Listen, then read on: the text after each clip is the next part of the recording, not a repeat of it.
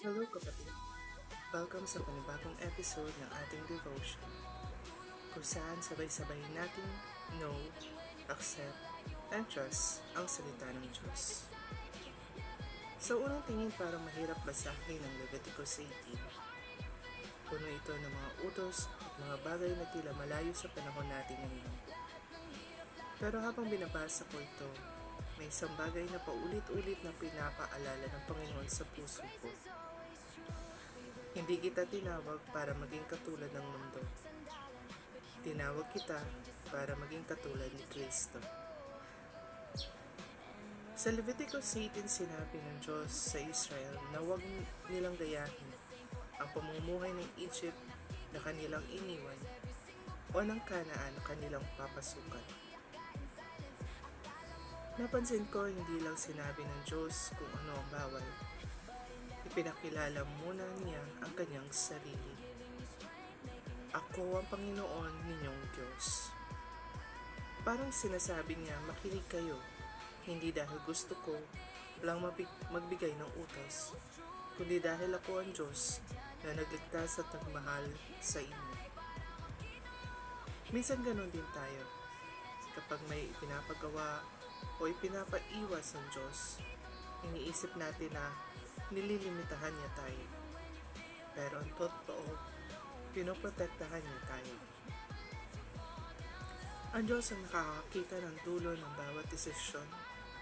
Alam niya kung ano ang nakakasakit sa atin at kung ano ang magdadala sa atin sa tunay na buhay.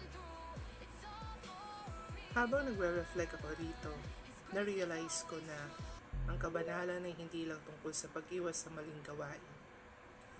Mas malalim pa pala. Ito ay tungkol sa pagpiling mahalin at sundin ng Diyos sa araw-araw. May mga bagay na normal na sa mundo, pero hindi na dapat maging normal sa isang taong sumusunod kay Jesus. At alam mo, hindi ito tungkol sa pagiging mas mabuti kaysa sa iba. Ito ay tungkol sa pagiging tapat sa Diyos. Hindi niya hinihingi ang perpektong buhay. Hinihingi niya ang pusong handang magpasaway sa Kanya at magbago kapag siya ang nagsasalita. Ito siguro ang pinakamahirap. Ang magtiwala kapag hindi natin agad naiintindihan kung bakit may mga hangganan ng Diyos. Pero habang mas nakikilala natin siya, mas nauunawaan natin ang bawat utos niya ay may kasamang pag-ibig. Hindi kulungan ng kanyang mga hangganan, proteksyon ng mga ito. Kung paano ang isang mabuting magulang ay naglalagay ng limitasyon para sa anak, ganon din ang Diyos sa atin. At ang magandang balita, hindi niya tayo pinababayaang sumunod ng mag-isa. Ibinigay niya ang banal na espiritu upang bigyan tayo ng lakas na mamuhay sa paraang nagbibigay lugod sa Kanya.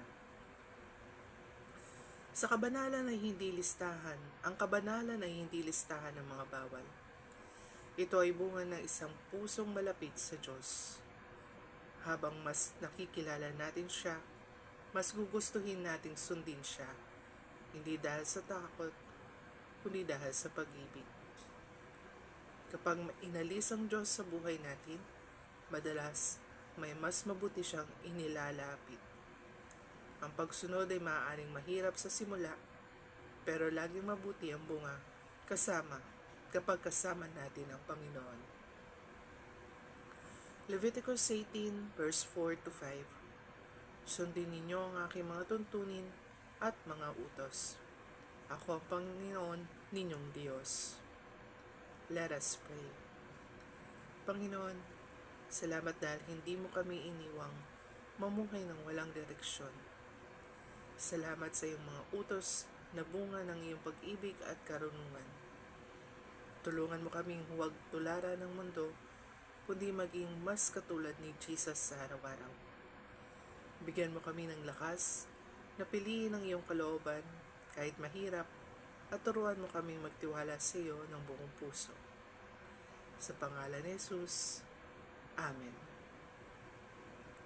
Kapatid, kung may bahagi ng buhay mo na kinakausap ang Panginoon ngayon, huwag mo siyang patigasin sa iyong puso.